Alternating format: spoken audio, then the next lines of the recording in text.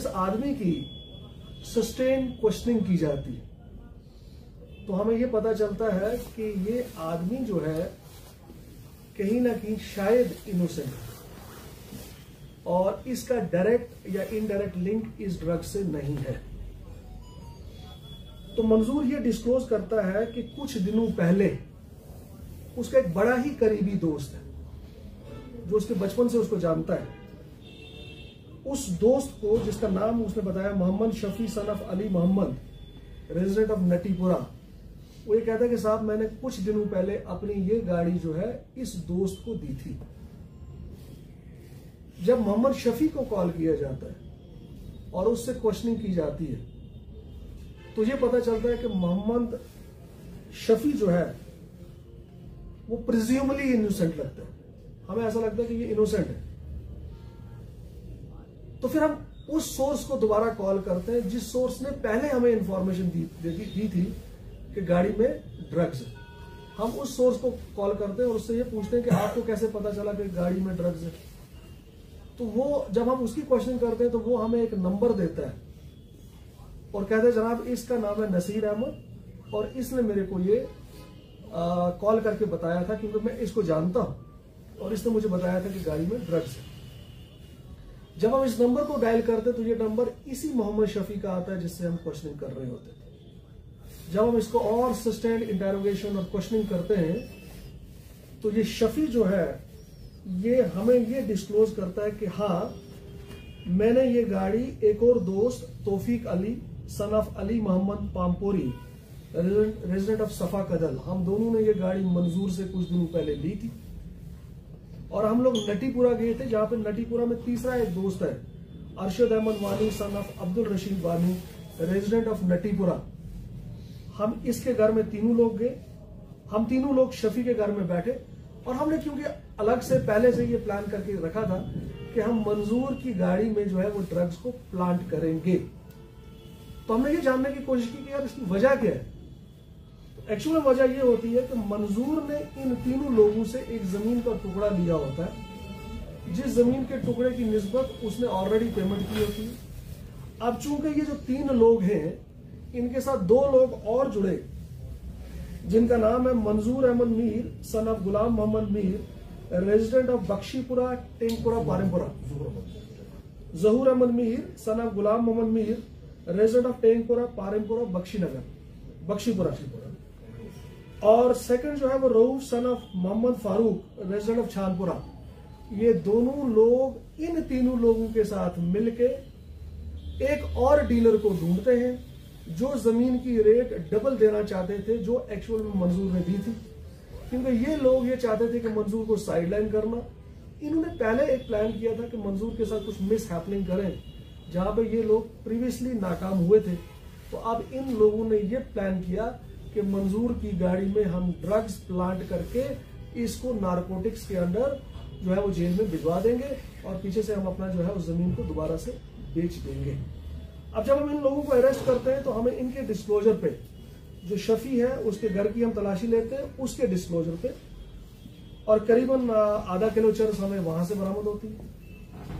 और इसी तरीके से रऊफ की एक दुकान है, जब उसके डिस्क्लोजर पे हम उसकी दुकान की सर्च करते हैं तो करीबन आधा किलो चरस जो है वो उससे भी डिस्क्लोज होती है।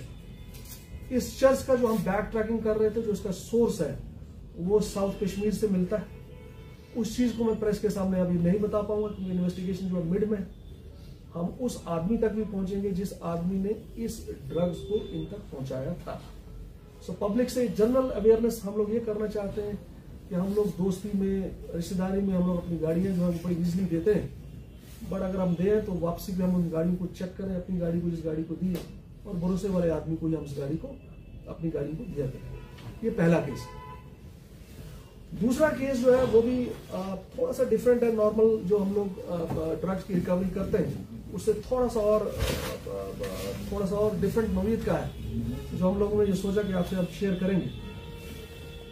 पिछले महीने हम लोगों को ये इत्ला मिलती है कि एक कोरियर कंपनी है, जिस कोरियर कंपनी का नाम है श्री मारुति, और इनका ऑफिस लोकेटेड है छोटा बाजार। वहां पे हमें ये पता चलता है कि 2 पार्सल जिनके नंबर है 24035200275890 और 24035200275897।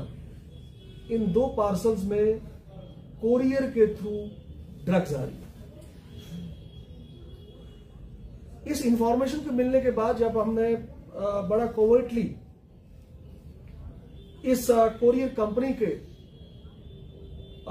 जाके जो है वो सर्च किया और राब्ता कायम किया अपने सोर्स के थ्रू, तो इन पार्सल्स को जो हम रिकवर करते हैं तो इन पार्सल्स के ऊपर जो एड्रेस लिखा होता है वो गलत होता है, जबकि फोन नंबर जो होता है वो सही होता है।